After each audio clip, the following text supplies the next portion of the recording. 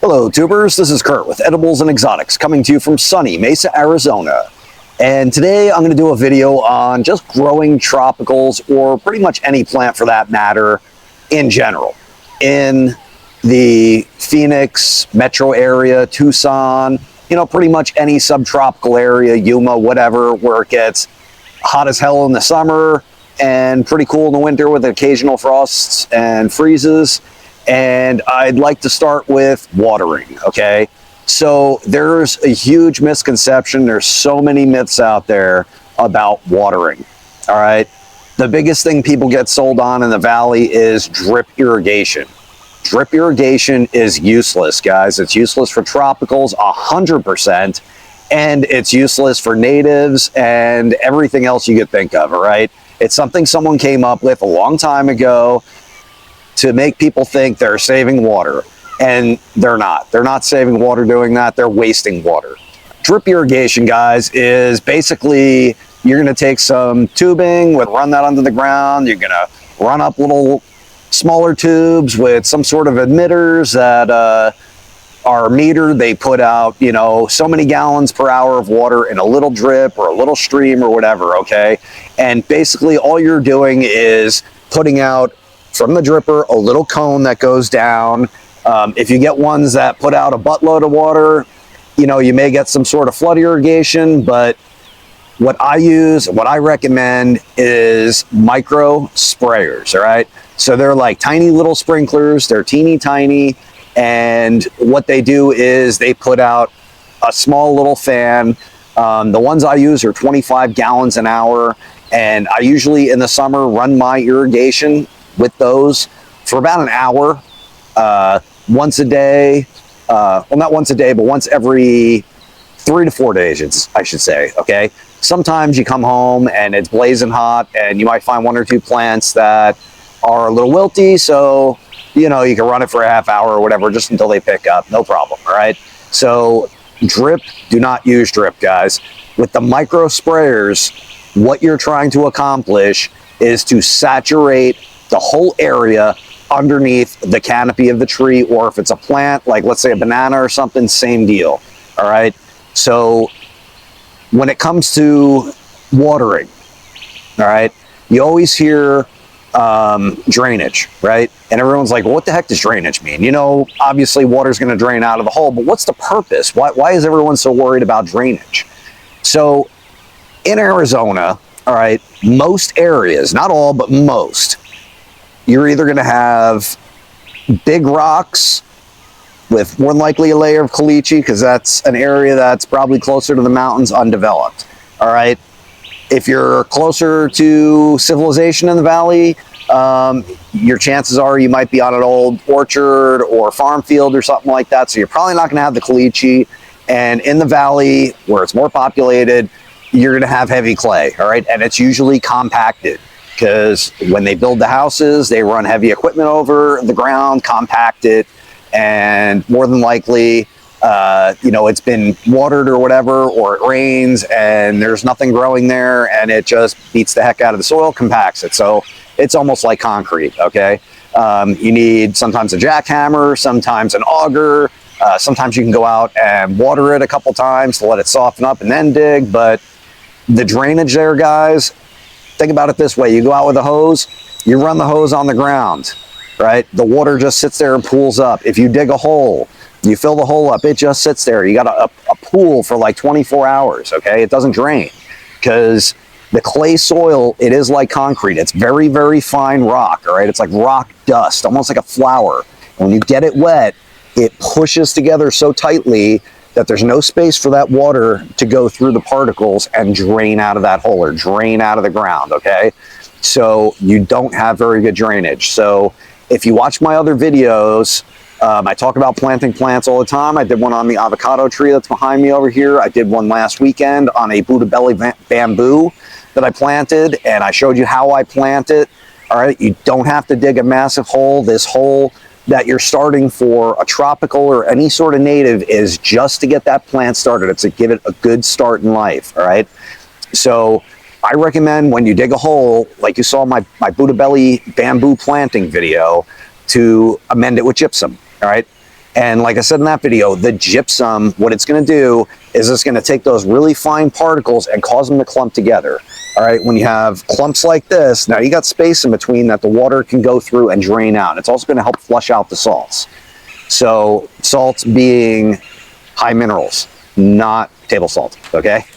So you need good drainage, right? And you're like, well, why do I need good drainage? Okay, so when you water a plant, right, your goal is to keep the soil where those roots are for that plant at a certain moisture level. And we're not talking dry up here and sopping wet down here. We're talking the same moisture level throughout or close to, okay? So when I dig my hole, right, I get my gypsum in, I fill it up with water, let it drain out, I put some more in it, I flush everything out, right? Form that aggregate, those balls of clay instead of concrete. Now we got the drainage. So what I do, if you saw in the other video, I take our native clay soil, which is lacking organic matter, and I take composted cow poop, which is basically cow poop, wood chips, and God knows what else that they put in there. Basically organics, all right? It's a good mixture of browns to greens. And I mix those two together, all right? So the clay that I took out of the hole, I didn't flush any gypsum through there, all right? So I break it up, it's nice and fine, I mix it with the soil, and now we got organics, which are usually high in N, P, and K, and then we have our clay, which is usually high in a lot of minerals that plants need: magnesium, iron, copper, manganese, you know, the list goes on and on. The plant needs that. So our clay soil, it's usually very high in alkalinity, right? So when you have high alkalinity in the soil, certain minerals are not available for the plant to absorb, all right? So by mixing the organics in there, you're breaking up that clay soil, you're bringing the alkalinity down, all right, to a level where that plant could absorb those nutrients, all right? So we got gypsum in the hole, flushed it through, we got our dirt in there from the soil, the hole that we took out, the clay, we got that mixed with good organics. So we're that far now, right, guys? So now we take our plant, we plop it in, all right? And then we mulch the top of it, all right? So now we got everything set. This is what we need. This is what you need to get your plant a good, healthy start, all right? So when we water this plant, we're not going to flood it and then wait a week until the whole top of maybe 1 foot of the soil is dry, because maybe the plant's only a foot deep and then there's no more roots, right? So all that water at the bottom, moist soil, your plant's not getting that. All the roots at the top, once they dry out, they die, they're done, okay? So if you let the top layers of that soil dry out, you are killing the roots at the top. And usually in nature, all right, when there's plants in nature, they have feeder roots, right? They call those feeder roots because they're there to get the N, P, and K, right? Nitrogen, phosphorus, potassium, because that's usually where it lives, in that top layer of soil, all right? The roots that are down below, usually, depending on the plant, it can be anywhere from a couple inches to maybe 1 or 2 feet. Below that, those roots, their main purpose is to anchor the plant, all right? They will absorb some water out of the soil, and they will absorb minerals, but they're not there to absorb nitrogen, phosphorus, and potassium. That's the feeder root's job, okay? So that's why we start our plants that way. That's why we put the mulch in there, all right? Because we're trying to maintain the moisture level throughout. So when we water a plant like that, after we plant it that way, we want to go out and we want to water it daily, all right? Because we don't want dry up here and wet down here. We want constant moisture throughout, so we're not flooding it either, all right? We have good drainage, so we can water it pretty good, but we're not going to sit there and flood it for an hour. That's just stupid. We're washing away nutrients, okay? So we want to moisten the soil, all right? It's going to vary. It's going to vary, you know, how long you water it, what kind of plant you have, how hot it gets, if it's in shade, if it's in sun. That's for you guys to figure out. But when you water the plant, what you're trying to accomplish is you're trying to accomplish kind of like a wrung out sponge. You know, so you're washing dishes, you squeeze the sponge, all the water comes out, you squeeze it again, no more drips, okay? But you feel it's nice and moist. That's what we're going after with the soil. We want to keep top to bottom of that root zone the same moisture level, all right? So when you hear people say, oh, you know, I wait until the top couple inches dry out, well, you're killing your feeder roots. So don't do that, guys. I'm telling you. When I grow plants, and I'm going to show you guys some of my plants versus some other people's plants that I know, and you will see the difference. I'll show you from when I planted my plants and when they planted their plants to what mine look like and what theirs look like, all right? And I'm not dogging on these people, but the thing that I'm trying to show you is the way I do it, you're going to get way better results, okay? If you surround your plant, even if it's not a tropical, you surround that plant in crushed rock and just basically dead clay soil. There's no life in the soil. And you put it on drip irrigation and, you know, it's sitting there out in the heat. There's no soil life. Will the plant survive? If you fertilize it and stuff, yeah, you could probably keep it surviving. You know, it'll grow, albeit extremely slow. But if you do it the way I do it, guys, with the amended soil, gypsum, organics, mulch on top, keeping it moist, it's going to grow so fast you won't believe it, all right? And what's the point to growing tropicals, guys? Everyone wants a tropical, they get it. What do you want? You want fruit, right? So you don't want to have to wait 10 years. You know, you plant the plant, you spend $100 on this plant, you put it in the ground, and for 10 years it basically does nothing. And then one year you get this little fruit, and you're like, yeah, by then you're like, you just don't even care anymore. You're over it, you know? You're like, I might even just rip this stupid thing out. It's more work than it's worth, right? So guys, what I'm trying to do is I'm trying to get your plants growing fast for you, all right? I know you guys want them to grow fast. If I sell you a plant, I want it to grow fast too. I don't want to look like a liar when I sell you a plant and say, this thing, here's mine, and you know, yours should do the same thing in a year. But if you don't follow what I'm telling you, and you just go ahead and plant it the way every other dummy in Arizona plants, you know, my landscaper's got 20 years experience of what? You know, keeping plants alive, barely alive, struggling, you know. I've been doing this for a long time, guys. Since I'm a little kid, I've been growing plants, and I got a lot of experience, and I'm not lying to you. I'm not trying to sell you guys anything either, all right? The reason I recommend using what I use, the El Toro brand, or I think it's actually Garden Time brand, but it's El Toro composted cow poop, is it works, and it's cheap. I think it's like, it went up, you know, everything's going up in price. It went up, I think it's like $3 a bag, all right? And that's, I think, either 1 or 1.5 cubic feet. I think it's a 1 cubic foot bag. So $3, all right? You know, I mean, you get like 4 of those, and you know, you're at $12, $13 for tax or whatever. No big deal, all right? So I'm not telling you to don't buy this worm castings and azomite and this and that. Don't buy that stuff. Is it gonna help your plants in the short term? Yeah, it might.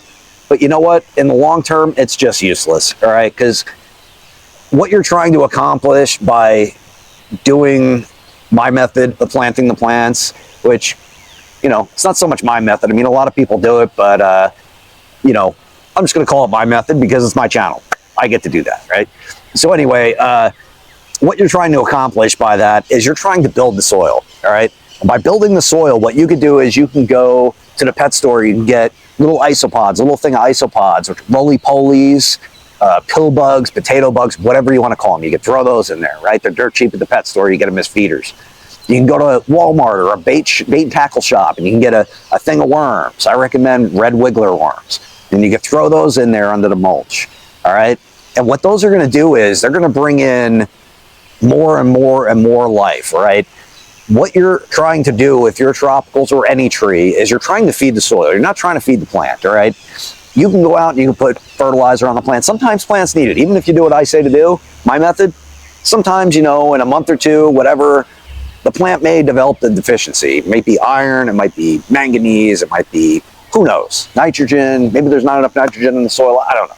But it may develop a deficiency. You may have to throw a little fertilizer on there. What I recommend is using quarter strength water soluble. All right, get Stay Green water soluble, Miracle Grow. You put it in a watering can, mix it up, sprinkle it on there, and then you go with your hose end sprayer and you just water it in. So I'm totally not against using fertilizers, guys. You know, I don't really use it much in my yard because it's been about 3 years now, and I compost in place and I put wood chips down and everything. So my soil's pretty good to go. If I fertilize, I usually burn stuff. You know, I still fertilize my potted plants though. You know, you have to do that sometimes. You know, after about 6 months to a year, even though I get soil that has slow release fertilizer in it, sometimes they develop either slow growing or some sort of deficiency. So I just give them a little bit of fertilizer and they're good to go for another month, you know, not a big deal. So soil life's really important, guys. You know, in nature, there's no guy walking around with you know, a hose end sprayer or a watering can or a bag of fertilizer or something, spreading it around the forest or the jungle or whatever. You know what I mean? It's the soil life, guys. It's all the bugs, all the bacteria, all the fungus. Everything is breaking that soil down. You know, the dead leaves that fall from the trees, the fruit that falls on the ground, animal poop, branches, whatever it may be. All those little creatures, they're breaking that down. And when that gets broken down, it turns into the food that the plants need, all right? So that's what we're trying to start. When we do this, you know, I'm all about permaculture. I'm all about regenerative agriculture, all right? I'm not about, you know, monoculture and this and that. I think all that stuff's just crazy, you know?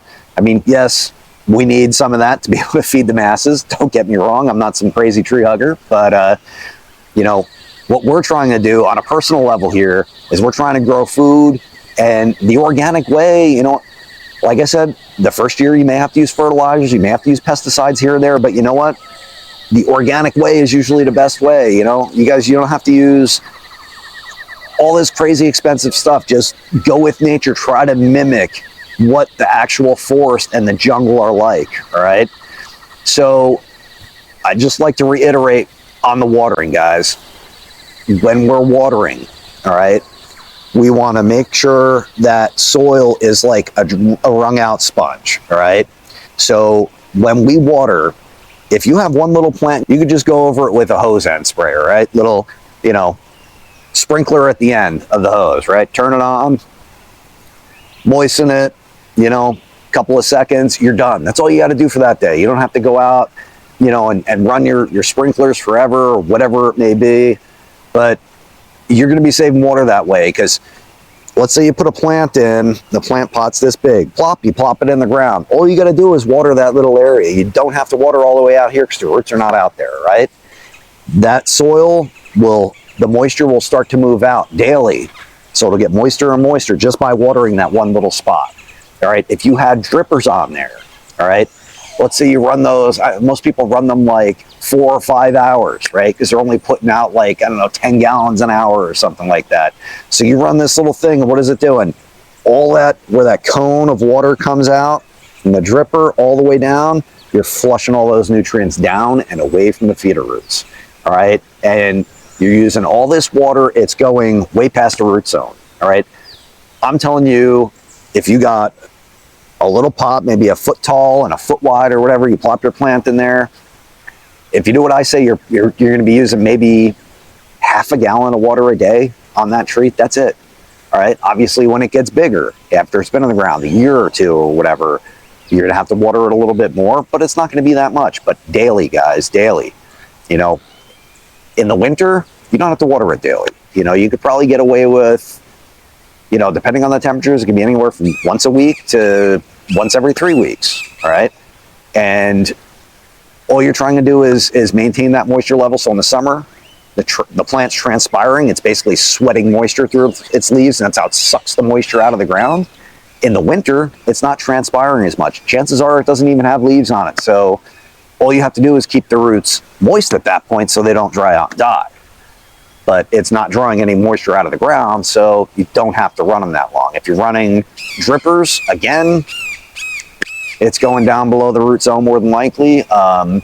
You know, there's a bunch of different types of root systems, guys. There's fibrous root systems, you know, like a banana plant would have, or a bamboo, or a loquat. So these are root systems with really fine roots, right? They're pretty small, and they spread out through the surface of the soil. They usually only go like maybe 2-3 feet deep, all right?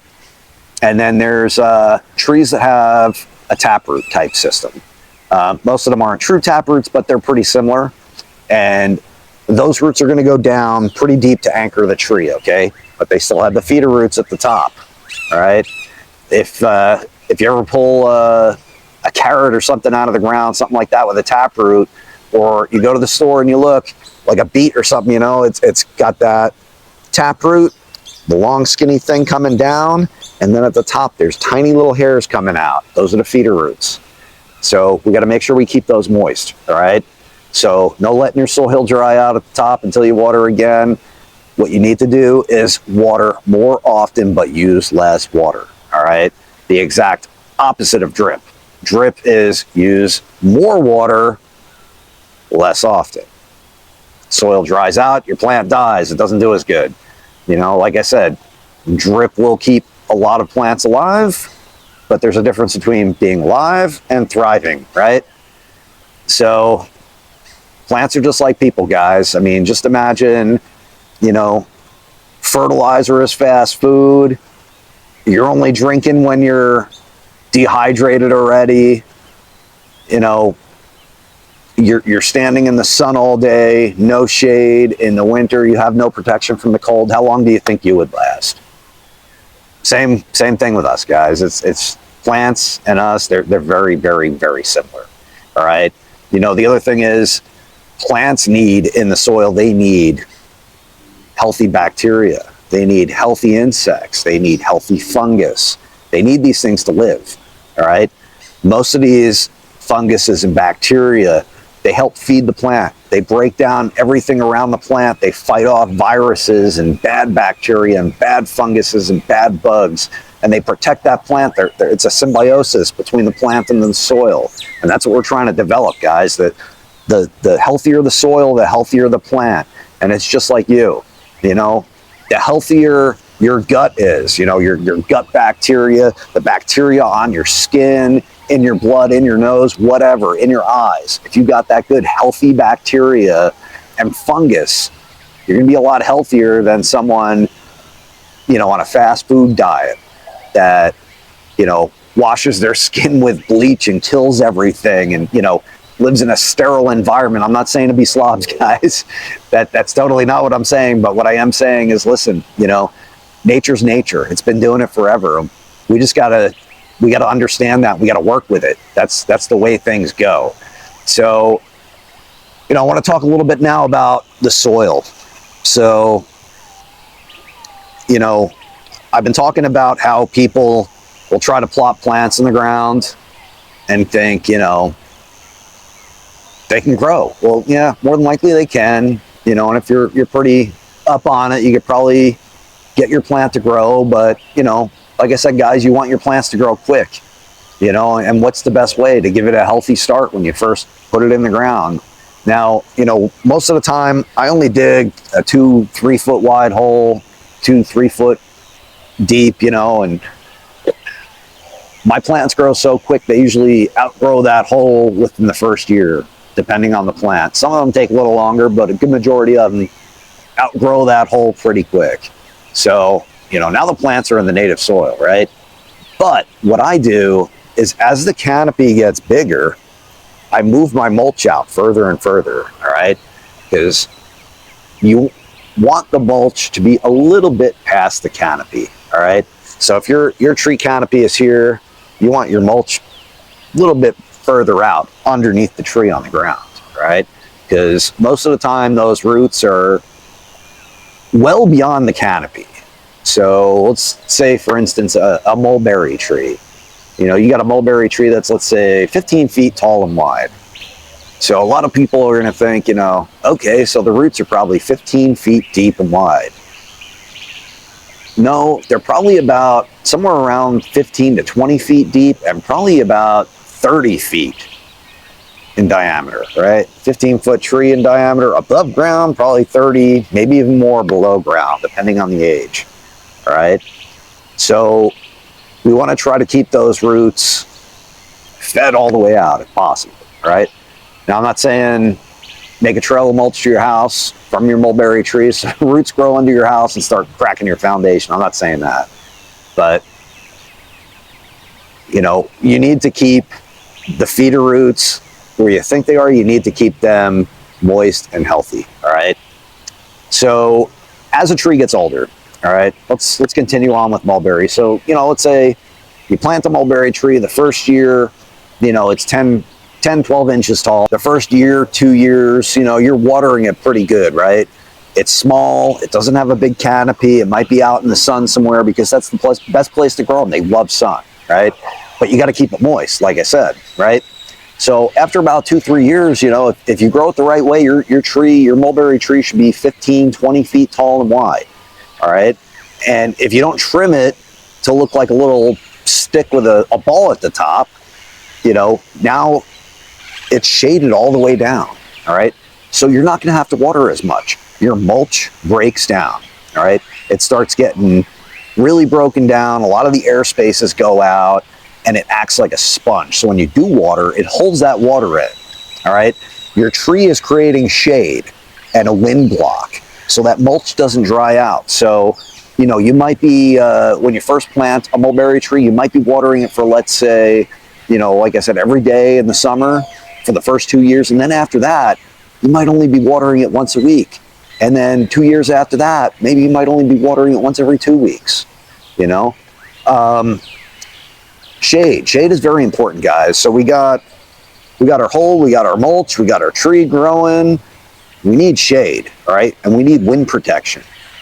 If you have the sun beating down on the ground, right, it's going to make it hot. Plant roots normally do not like temperatures above 85 degrees, right?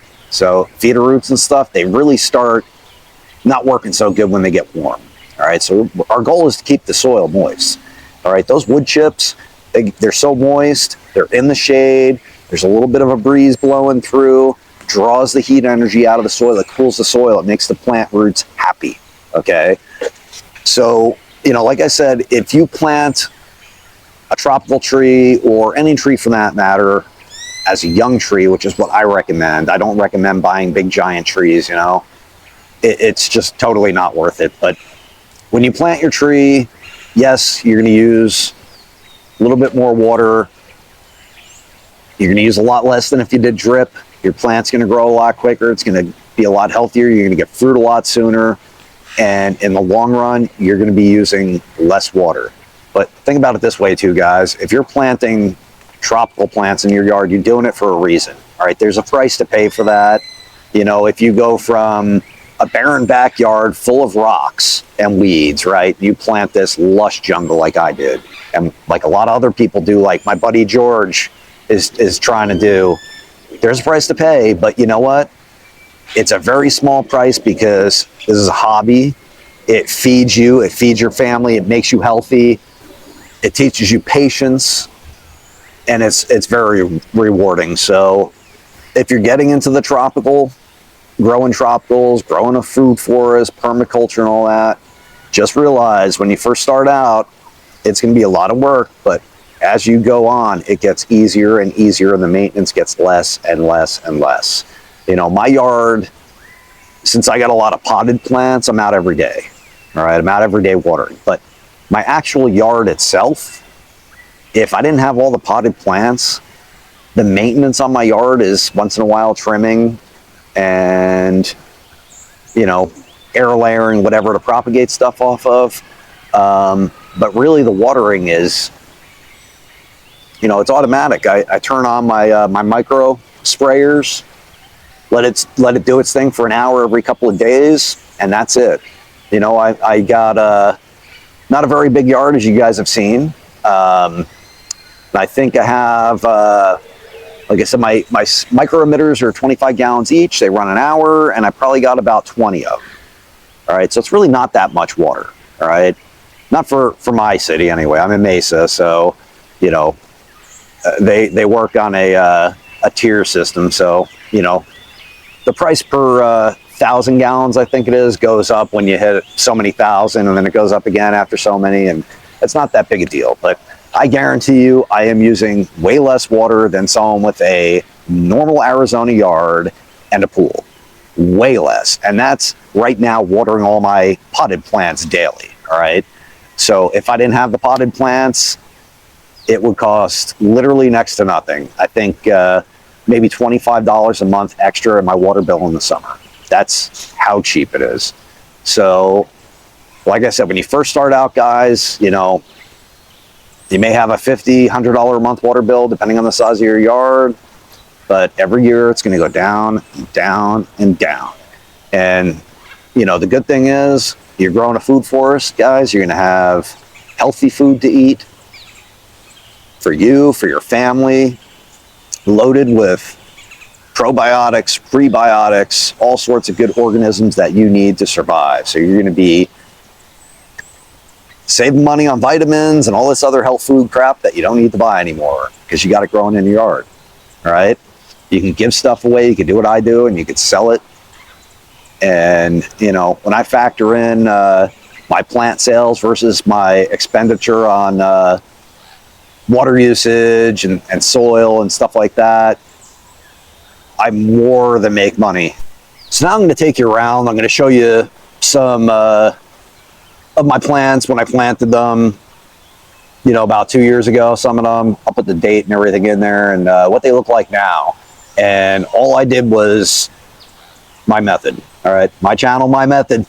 So just so you guys know, I'm not BSing you. I'm not trying, like I said, I'm not trying to sell you any products or anything. I'm trying to help you guys out. All right. You know, I've been doing this, like I said, all my life. I've been growing plants, and you know, all sorts of different plants, all sorts of different states, all different environments. And I've learned a lot along the way, and I'm just trying to share that with you guys. You know, like I said, if you want to buy plants and plop them in the ground without amending the soil, you know, more power to you. I think if you're good about it, you probably can keep them alive. You probably can grow them, albeit slow, especially if you don't have shade and any sort of mulch in the ground. But you can do it. I'm not saying you can't, but I think if you do it my way, I think you're going to have much better results, speedier results, a healthier plant, and just in general, you'd be more happy with it. You know, it's a little bit of work, but I'm telling you how to do it cheaply. You know, like you saw my my Buddha belly bamboo planting video, I used one bag of compost and cow poop, $3, guys. And then, you know, I recycled my snake's bedding. Even if I had to go out and buy a bag of wood chips, I mean, you could buy, you know, if you just went to Lowe's, Home Depot, Ace, whatever, you know, Walmart, I don't care, wherever the heck you go, you know, you could buy a bag of wood chips for probably $3. So what are you into it? Maybe $6, 10 at the most, right? You know, if you have, I'm sure you have a shovel. If not, you can borrow one. You know, another thing, I've been talking to a lot of people, and they have big problems with soil compaction out here. And what I use is a auger bit on a heavy-duty drill, and that helps me get down into the soil. It's also good for putting poles in the ground if you want to put up some shade with like a patio umbrella over a plant or something. You just auger the hole out, stick your pole in there, and, you know, bury it, and then stab your umbrella on that pole, and you're good to go. But, you know, if you're digging a hole, if you're having problems digging a hole, guys, you could scrape away whatever's on the top, make a little depression, put gypsum in there, water it in, and just keep flushing it through, you know, and then go out a couple days later, and it should be a lot easier to dig through. The soil is going to be flushed out from the gypsum, and it's going to be softer from the water. Just don't dig in mud, because that's going to be back-breaking. Mud is heavy, okay? Clay mud sucks. So, like I said, I'm gonna take you around now. I'm gonna show you my plants, and then I'm gonna show you some plants at relatives' houses, neighbors' houses, friends' houses, and stuff like that. And you'll be able to see, you know, differences, you know, because a lot of these people that I know, they planted things about the same time as me, and the results are very obvious. All right. All right, so right here, we're moving in. Foreground, you can see on the right is a black Pakistani mulberry. On the left is a moringa tree, both planted at the same time. The Pakistani mulberry was planted about 2 years ago, and it was about 9 feet tall. It's now about 12 feet tall. It's put on a little size, width-wise, but not much. As you can see, the trunk is probably about maybe 2 inches in diameter. Again, it's on drip. It has no mulch. It has crushed rock all around it. It really hasn't grown that much. It does look good. You know, mulberries will look good, albeit not grow very much. So This is my mulberry here. It is a black Pakistani tissue culture that was about 10 inches tall. It was planted in August, end of August of 2021, and we're now in June of 2023. So it's just short of 2 years old. It was heavily mulched, very deep hole, very wide hole, and this is it today. So, like I said, just 2 years, just short of 2 years. It's probably about 20 feet tall. I've got multiple air layers off of it, and it's probably about 20 feet wide. The trunk on it is about 12 inches in diameter, so a foot, very big. Here is a black mission fig. This was also planted about 2 years ago, all right, from a 6-inch cutting, again on drip, surrounded by crushed rock. This is my white Italian. It was planted about 2 years ago from a 6-inch cutting, and it's probably about, I would say, 12 to 15 feet tall. It's covered in figs. I've got numerous air layers off of it, and as you can see, the trunk is probably about 2 inches in diameter. This is a Shangri-La mulberry. Again, it was planted about 2 years ago. You can see the drip lines right there, crushed rock. No mulch, no topsoil, and as you can see, it's surviving. It's put out a little fruit this spring, but it really hasn't done much. The leaves are tiny, and you know, that it is what it is. You know, it's in sun, full sun all day. Here is my Shangri-La mulberry. This is from the exact same batch as that last one you saw. Okay, it's probably about 20 feet tall. It's got a 2-inch trunk on it. And it's heavily mulched, and it's watered just like I tell you guys how I like to water, with the little micro sprayers. This is a apple tree that I gave to my daughter. Again, it's surrounded by crushed rock, and it's on drip irrigation, but we took the dripper heads off so it floods. Heavily amended soil, mulch layer on top, and it's about 9 months old from air layer, from the beginning of the air layer, and you can see it's doing phenomenal. So very big difference, guys, as you can see. So I hope you stuck around for the whole video, guys. I know I was kind of rambling and a lot of talking with my hands. From back east, that's what I do, guys. So, you know, if you guys have any questions, you can hit me up in the comments down below. You know, if you liked the video, if you didn't like it, let me know. But, you know, I ramble a lot in my videos, but I do have a lot of good information. You got to sit through it and just watch, guys. But I'm also going to include a copy of my plant care grow guide. You know, it's a PDF. You can download it, you can view it, you can share it, whatever. It's free. I don't charge for it. I'm going to be updating it, you know, probably in the winter when I got some downtime with the yard. I sit inside in front of the TV and I type away, you know. So that's pretty much it, guys. If you guys have any requests for videos or you know, certain content, trees, whatever, anything you guys want, let me know down in the comments. I'll get to them as soon as I can. You know, I'd like to put out a bunch of videos a week, but I'm kind of limited right now to 1 a week, and that's kind of pushing it too, but I'm going to keep doing it because I owe it to you guys. All right. So please don't forget to like, subscribe, share, hit the bell, tell all your friends, and until the next video, guys, keep growing.